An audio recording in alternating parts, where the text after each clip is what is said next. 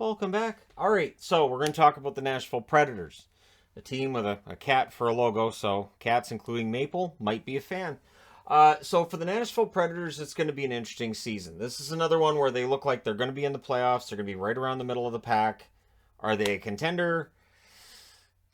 Probably not like a top-notch contender, no, but are they in a position where they should tear it down and start rebuilding? I would also say no to that. So Nashville's just kind of in the middle. And I saw a new rating today on The Athletic. They rated fans' faith in their front offices. And Nashville's looks kind of shaky. And I think that's part of what it is that, it's kind of a team that has some future prospects that look pretty good. It has some current players who are very good, but what is the overall general feeling, which is the direction they're headed, and yeah, we'll see what happens. They were an elite team in 2017-2018. They won the President's Trophy, and that was after they'd gone to the Stanley Cup Final in 2017. So things look pretty good. They were 53-18-11 that season, 7th in goals for and 2nd in goals against. So again, the numbers for Nashville were very good. 2018-2019, they fall back a bit. 47-29-6 in the regular season, 19th in goals for, 3rd in goals against. But in that first round series against the Dallas Stars, the goaltending seemed a little shakier than one might have expected. So 2019-2020, they fall back 35-26-8. And when I say fall back, I mean they didn't qualify.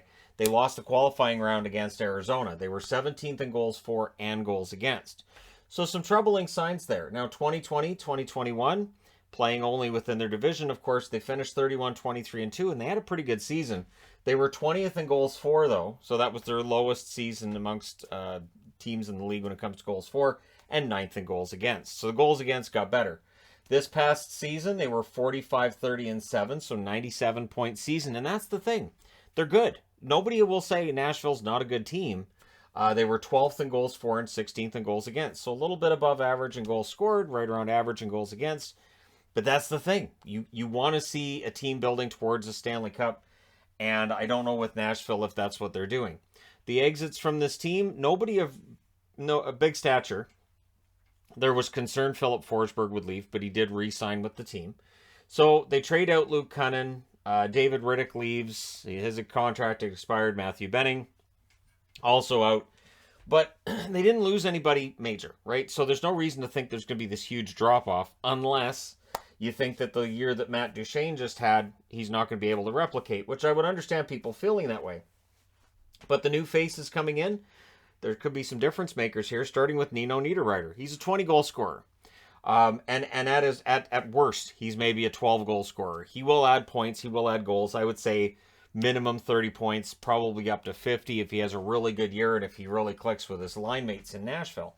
You have John Leonard, depth piece picked up by this team in the offseason. You have Ryan Mcdonough, one of the best under-the-radar pickups. The Tampa Bay Lightning needed to make cap space, and Mcdonough is the sacrifice for that. That was the reason why when they hadn't announced the picks, or when they hadn't announced who was going to be exposed for Seattle to take, I was like, maybe it would make sense for Tampa with McDonough. People didn't like that, but here we are a year later, and McDonough is now Nashville property because, they had the cap space that Tampa Bay did not. Kevin Lankinen's been added. I think Lankinen, he had a rough year in Chicago, but who didn't? There are very few players we can argue had really good years for Chicago. I would say Patrick Kane, Alex DeBrincat, Dylan Strome at points, and maybe Caleb Jones, right? Outside of that, there were a lot of challenges in Chicago. So Lankinen's looking for a bit of a bounce back. And for Nashville, I think they're looking for more nights off for UC Saros. There wasn't enough nights off, and I talked about that during the regular season. I think it factors into goaltenders getting hurt. He obviously was hurt during the first round series against Colorado. And as much as they were cloak and dagger about when he might come back and he might be cleared for it, we knew he wasn't coming back in that series, especially with how quickly it was over. They've also added Zach Sanford, which is some depth up front. So their tandem in net will be UC Saros and Kevin Lankinen, unless Connor Ingram comes in and wins that job. I think he'll be given the opportunity. And there's the possibility if they try sending Ingram down, maybe he doesn't clear waivers, maybe somebody else picks him up. But Lankinen and Saros, I think that's decent. And again, Lankinen I've been a fan of since before he was playing for the Chicago Blackhawks, so we'll see how he does this year. Down the middle is where you're going to have your debate when it comes to the Nashville Predators. One comment that has been out there for it feels like it's been forever, that this team has been seeking that real bona fide number one center, that forward that can drive the play. And they've had it on the wings. Duchesne, good example. Forsberg, another example. They had Arvidsson, which would drive the offense, but he was on the wing as well. Down the middle, they have Michael Granlund. Good passer, but is he that elite number one center? I don't see that. Ryan Johansson, he's got a really, pretty expensive contract, but in general, I don't think Johansson is that bona fide number one center. Colton Sissons, and then according to Cap Friendly on their depth chart, they have Cody Glass as the number 4 center. We'll see. Cody Glass has not yet shown that he can stay in the National Hockey League for a full season. I would love to see that change. Maybe this is the year. Maybe he is the option on the fourth line. But my guess is that Nashville probably has somebody else that fourth line position. You guys can let me know your guess in the comment section below, as always. Best month, December, 7-2-1. Very good month of December for Nashville. Their worst month was February. They played fewer games. They were 3-5 though during that month. So that statistically their worst month when it comes to win-loss records. But Nashville pretty consistently good. And again, it's about being good, and they're fine, and their attack is good, and their goaltending's good. Where's that greatness? The greatness may very well be on the blue line, so we'll come to that. Want to talk about the channel vote first? First or second place on the Hockey Guy channel, 6% voted for Nashville as a first or second place team, 7% on the Entertainment Guy. Entertainment Guy also 61% for third or fourth position, and 53% on the Hockey Guy channel. Fifth or sixth place in the division, 38% of the Hockey channel, 27% of the vote on the Entertainment Guy channel had them 5th or 6th, 7th or 8th. So fans that don't understand, Arizona and Chicago exist. 3% on the Hockey channel, 5% on the Entertainment Guy out of 993 votes, as compared with the more than 10,000 votes on the Hockey Guy channel. So for Nashville, they're right in the middle. And how in the middle are they? Plus 3,500 according to OddsShark, which I think is 15th.